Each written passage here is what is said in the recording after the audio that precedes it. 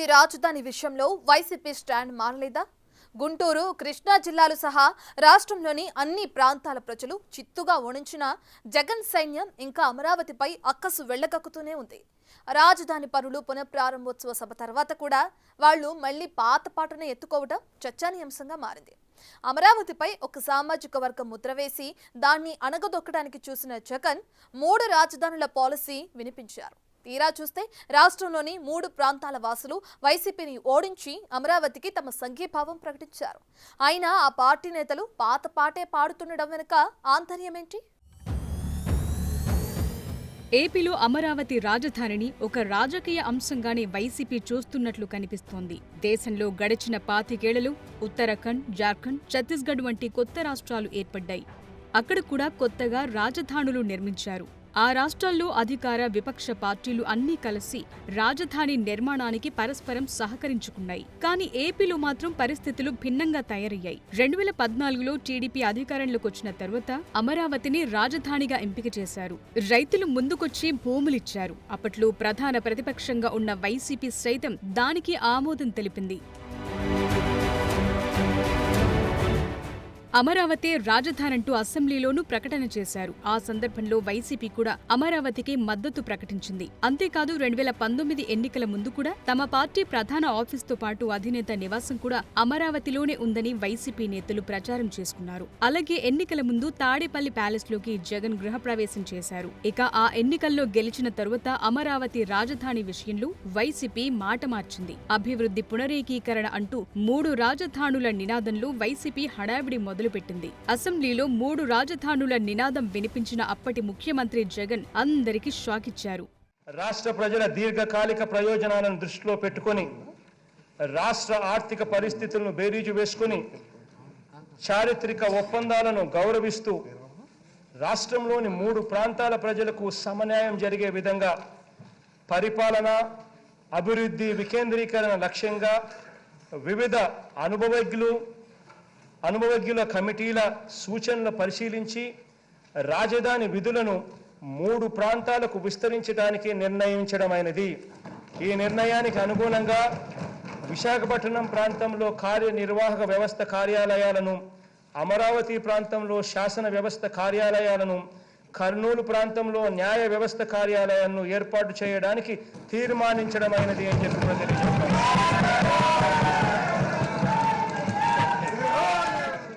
ఉత్తరాంధ్ర, కోస్తా, రాయలసీమ అభివృద్ధి ఎజెండాతో 3 రాజధానులపై అసెంబ్లీలోనూ తీర్మానం చేయించారు. అప్పట్లో శాసనమండలిలో వైసీపీకి తగినంత బలం లేక ఆ తీర్మానం వీగిపోవడంతో జగన్ మండలిని రద్దు చేయడానికి కూడా సిద్ధమయ్యారు. ఆ క్రమంలో అమరావతి రాజధానికి భూములిచ్చిన రైతులు ఆందోళన బాటపట్టారు. జగన్ ప్రభుత్వం ఉద్యమాన్ని అణగదొక్కటానికి ఉక్కుపాదం మోపిన రైతుల ఆందోళన రోజురోజుకి ఉధృతమై 3 రాజధానుల అంశం రాష్ట్ర వ్యాప్తంగా తీవ్ర చర్చనీయాంశమైంది. రైతుల ఆందోళన, న్యాయపరమైన చిక్కులతో వైసీపీ సర్కార్ 3 రాజధానుల విషయంలో ఒక్క అడుగు కూడా ముందుకు వెయ్యలేకపోయింది.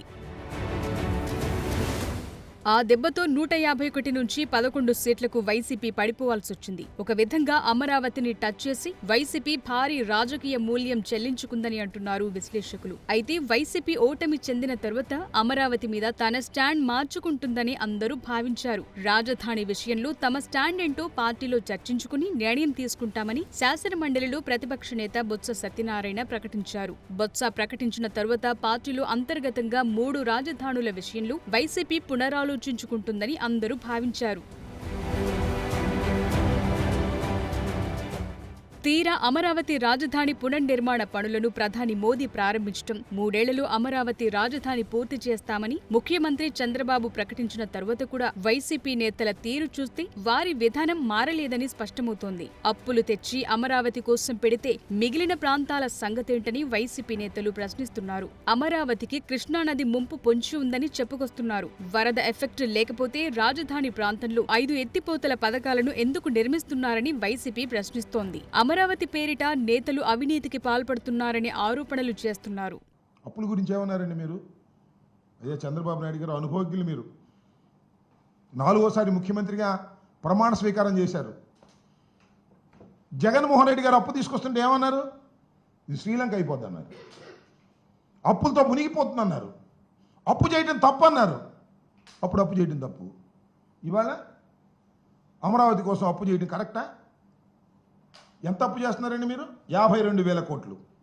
ఏడీబీ బ్యాంకు నుంచి 15,000 కోట్లు, కేఎఫ్డబ్ల్యూ నుంచి 5,000 కోట్లు, హట్కో నుంచి 21,000 కోట్లు, సిఆర్డీఏ కమిట్ అయిన అప్పులు మరొక 21 కోట్లు, మొత్తం 52,000 కోట్ల రూపాయలు మీరు తీసుకొస్తున్నారు.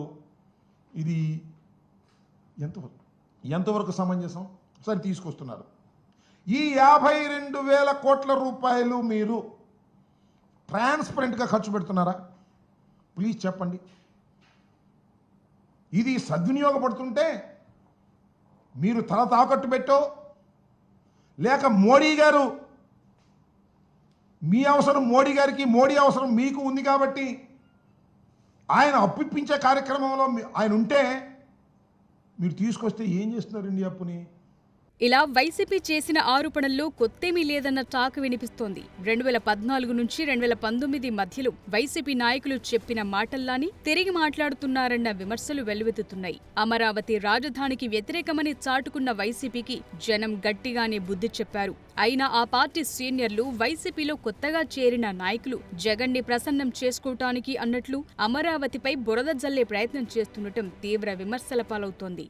1,00,000 కోట్లకు పోతే అసలుకి మేము కూడా నెలవారికి కూడా మేము కట్టలేము. మా అకౌంట్లో మా అమ్మ నాయన వాళ్ళు ఆ ఉప్పు పప్పు చింతపండు ఖర్చులాగే ఆంధ్రప్రదేశ్ అప్పు కూడా అయితే కట్టాలని పెట్టుకోవాల్సిన పరిస్థితి వస్తుందేమో. కనుక మీరు ఊరికే లేనివి గ్రాఫిక్స్లో చూసుకొని ఒక దూరాలోచన మీరే చెప్పాలా? దాన్ని దృష్టిలో పెట్టుకుని ఆంధ్రప్రదేశ్ రాష్ట్ర భవిష్యత్తును మీరు అన్యాయం చేస్తూ ఉన్నారు, నాశనం చేస్తూ ఉన్నారు. ఇది మంచిది కాదు. ఇది రాయలసీమ ఉత్తరాంధ్ర ప్రాంతాలని పనంగా పెడతా ఉన్నారు, సర్వం అక్కడికి తీసుకెళ్తా ఉన్నారు. ప్రజలు గమనిస్తూ ఉన్నారు. ప్రజలలో అసంతృప్తి పెరగకుండా చూసుకోవాల్సిన బాధ్యత మీపైనే ఉంది. 1,54,000 కోట్లు తెచ్చుకున్నారే, ఏం చేశారో చెప్పండి కనీసం. ఆ 6 వాగ్దానాల 6 సూపర్ 6లో ఒక 6 కన్నా ఇచ్చారా? మళ్ళీ రివర్స్ చెప్పిస్తూ ఉన్నారు. రివర్స్ అంటే గుర్తుకొచ్చింది, చంద్రబాబు నాయుడు గారు మరొక్కసారి సలహా ఇస్తూ ఉన్నాను. జగన్మోహన్ రెడ్డి గారు ప్రవేశపెట్టిన రివర్స్ టెండరింగ్ విధానం అన్నది ప్రజా ఖజానా అంటే రాష్ట్ర ఖజానాకు లాభం చేకూరుతుంది. కాంట్రాక్టర్ల మధ్య పోటీ, ధర తగ్గడానికి ఉపయోగపడుతుంది. ఇప్పుడు అమరావతిలో మీరు వేసిన టెండర్లు 3 నుంచి 4 వరకు ఎక్సెస్ కింద, ఈ 1,000 కోట్ల రూపాయల ఎక్సెస్ కింద ఇప్పటికి వచ్చాయి. ఖచ్చితంగా డబ్బులు మన గవర్నమెంట్కి మిగులుతాయి, ప్రజలకు మిగులుతాయి, ప్లస్ అప్పుల భారం తగ్గుతుంది. ఇంకోవైపు చూస్తే ఏపీకి రాజధాని ఒక సెంటిమెంట్గా మారింది. అమరావతి విషయంలో ఎవరేం చెప్పినా జనాలు పట్టించుకునే మూడ్లో లేరని స్పష్టంగా కనిపిస్తోంది. అయినా వైసీపీ నేతలు చేస్తున్న దుష్ప్రచారంతో ఆ పార్టీకి రాజకీయంగా నష్టమే తప్ప మరేమీ ఉండదని అంటున్నారు. వైసీపీ ఎటూ బాహాటంగా అమరావతికి మద్దతివ్వలేదు కాబట్టి సైలెంట్ గా ఉన్నా బెటర్ అని ప్రజలు సెటైర్లు విసురుతున్నారు. చూడాలి మరి అమరావతి విషయంలో వైసీపీ స్టాండ్ ఇప్పటికైనా మారుతుందో లేదో.